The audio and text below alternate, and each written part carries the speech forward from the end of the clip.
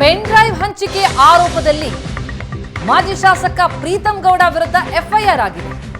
ಈ ಬಗ್ಗೆ ಪ್ರತಿಕ್ರಿಯಿಸಿರುವಂತಹ ಪ್ರೀತಂ ಗೌಡ, ಕೇಸ್ ದಾಖಲಾದ ಬಗ್ಗೆ ನನಗೆ ಗೊತ್ತಿಲ್ಲ, ದೂರಿನ ಬಗ್ಗೆ ತಿಳಿದುಕೊಂಡು ಮತ್ತೆ ಮಾತನಾಡ್ತೇನೆ ಅಂತ ತರಾತುರಿಯಲ್ಲಿ ಕಾರ್ ಹತ್ತಿ ಹೊರಟರು ಪ್ರೀತಂ ಗೌಡ.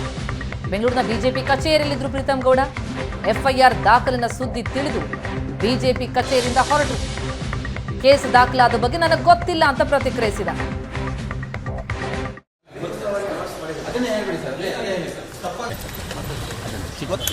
ಒಂದು ವಾರ ಆಗಿದೆ ಕಂಪ್ಲೇಂಟ್, ನಿಮ್ಮ ಹೆಸರಿದೆ. ನನಗೆ ಗೊತ್ತಿಲ್ಲ, ಈಗ ಚೆಕ್ ಮಾಡಿ.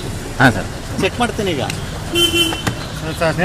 ಚಿಕ್ಕದಾಗಿ ಹೇಳ್ಬಿಟ್ಟು ಹೋಗ್ಬಿಡ್ತೀನಿ. 100% ರಿವರ್ಟ್ ಮಾಡ್ತೀನಿ. ನಾನು ಇಲ್ಲಿಗೆ ಬರ್ತೀನಿ. ಅಲ್ಲ ಸರ್, ಅಲ್ಲ ಇಲ್ಲಿಗೆ ವಾಪಸ್ ಬಂದು ರಿವರ್ಟ್ ಮಾಡ್ತೀನಿ.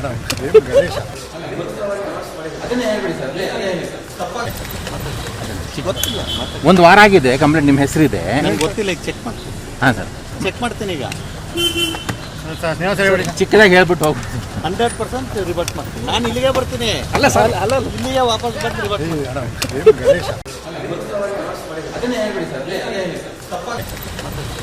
ಗೊತ್ತಿಲ್ಲ, ಒಂದು ವಾರ ಆಗಿದೆ ಕಂಪ್ಲೇಂಟ್, ನಿಮ್ಮ ಹೆಸರಿದೆ. ನನಗೆ ಗೊತ್ತಿಲ್ಲ.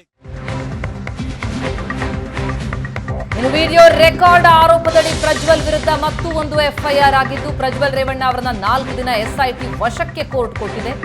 ಜೂನ್ 29ರವರೆಗೆ ಪ್ರಜ್ವಲ್ ರೇವಣ್ಣ ಎಸ್ಐಟಿ ಕಸ್ಟಡಿಗೆ ಒಳಪಟ್ಟಿದ್ದು. ಈ ಬಗ್ಗೆ ಡೀಟೇಲ್ಸ್ ಕೊಡ್ತಾರೆ ನಮ್ಮ ರಿಪೋರ್ಟರ್ ಮಂಜು ಈಗ ಸಂಪರ್ಕದಲ್ಲಿದ್ದಾರೆ. ಮಂಜು, ಈಗ ಆಲ್ರೆಡಿ ಸಾಕಷ್ಟು ಎಫ್ಐಆರ್ಗಳಾಗಿದೆ ಪ್ರಜ್ವಲ್ ವಿರುದ್ಧ. ಈಗ ಆ ವಿಡಿಯೋ ರೆಕಾರ್ಡ್ ಮಾಡಿದ ಕಾರಣಕ್ಕಾಗಿ ಒಂದು ಎಫ್ಐಆರ್ ದಾಖಲಾಗಿದೆ. ಈ ಬಗ್ಗೆ ಏನೇನು ಡೀಟೇಲ್ಸ್ಗಳು ಲಭ್ಯ ಆಗ್ತಾ ಇದೆ? ಎಸ್ಐಟಿ ವಶಕ್ಕೆ ಸಿಕ್ಕಿರೋದ್ರಿಂದ ಈ ಬಗ್ಗೆ ವಿಚಾರಣೆ ನಡೆಯುತ್ತಾ? ಪ್ರತಿಮಾ, ಹೌದು, ಪ್ರಮುಖವಾಗಿ ಈಗಾಗಲೇ ಏನು ಪ್ರಜ್ವಲ್ ರೇವಣ್ಣ ವಿರುದ್ಧ ಒಟ್ಟು 3 ಎಫ್ಐಆರ್ಗಳಾಗಿತ್ತು. ಆ 3 ಎಫ್ಐಆರ್ಗಳಿಗೂ ಕೂಡ ಈಗಾಗಲೇ ಪ್ರಜ್ವಲ್ ರೇವಣ್ಣನ ಕಸ್ಟಡಿಗೆ ಪಡ್ಕೊಳ್ಳಲಾಗಿತ್ತು.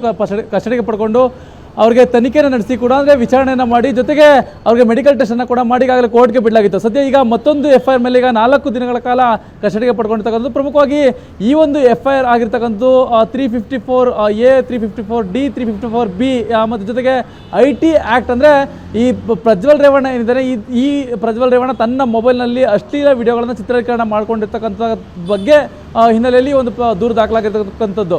ಪ್ರಮುಖವಾಗಿ ಈ ಒಂದು ಪ್ರಕರಣದಲ್ಲಿ ಕಸ್ಟಡಿಗೆ ಪಡ್ಕೊಳ್ತಕ್ಕಂಥ ನಿಟ್ಟಿನಲ್ಲಿ ಈಗಾಗಲೇ ಏನು SIT ಅಧಿಕಾರಿ ಮುಂದಾಗಿದ್ರೆ ಆ ಕೋರ್ಟ್ಗೆ ನೀಡ್ತಕ್ಕಂಥ ಮನವಿ ಅಂತ ನೋಡೋದಾಗ ಪ್ರಮುಖವಾಗಿ ಈ ಒಂದು ಆಡಿಯೋ ಅಂದರೆ ವಿಡಿಯೋ ಏನು ಮಾಡ್ಕೊಂಡಿದ್ರೆ, ವಿಡಿಯೋದಲ್ಲಿರ್ತಕ್ಕಂತಹ ವಾಯ್ಸನ್ನು ಮ್ಯಾಚ್ ಮಾಡಬೇಕಾಗತ್ತೆ, ಜೊತೆಗೆ ಸ್ಥಳ ಮಹಾಜರನ್ನು ಮಾಡಬೇಕಾಗತ್ತೆ ಅನ್ನೋ ನಿಟ್ಟಿನಲ್ಲಿ ಕೂಡ ಈಗಾಗಲೇ ಏನು ಪ್ರಜ್ವಲ್ ರೇವಣ್ಣರನ್ನು ವಶಕ್ಕೆ ಕೇಳಿರ್ತಕ್ಕಂಥ ಇದೇ ಹಿನ್ನೆಲೆಯಲ್ಲಿ ಕೂಡ ಕೋರ್ಟಿಗೆ 4 ದಿನಗಳ ಕಾಲ ಕಸ್ಟಡಿ ಕೊಡಲಾಗಿದೆ. ಇದರಲ್ಲಿ ಪ್ರಮುಖವಾಗಿ ಮತ್ತೊಂದು ಅಂತಂದರೆ ಏನು ಮಾಜಿ ಶಾಸಕರಾಗಿರ್ತಕ್ಕಂಥ ಪ್ರೀತಂ ಗೌಡರ ವಿರುದ್ಧ ಕೂಡ ಈಗಾಗಲೇ ಏನು ದೂರು ದಾಖಲಾಗಿರ್ತಕ್ಕಂಥದ್ದು ಇದೇ ಕೇಸ್ನಲ್ಲಿ. ಪ್ರತಿಮಾ, ಥ್ಯಾಂಕ್ ಯು ಸೋ ಮಚ್ ಮಂಜು ತಮ್ಮೆಲ್ಲ ಮಾಹಿತಿ.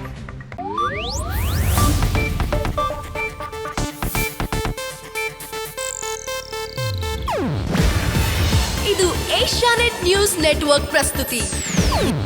ನೀವು ನೋಡ್ತಿದ್ದೀರಾ ಏಷ್ಯಾನೆಟ್ ಸುವರ್ಣ ನ್ಯೂಸ್.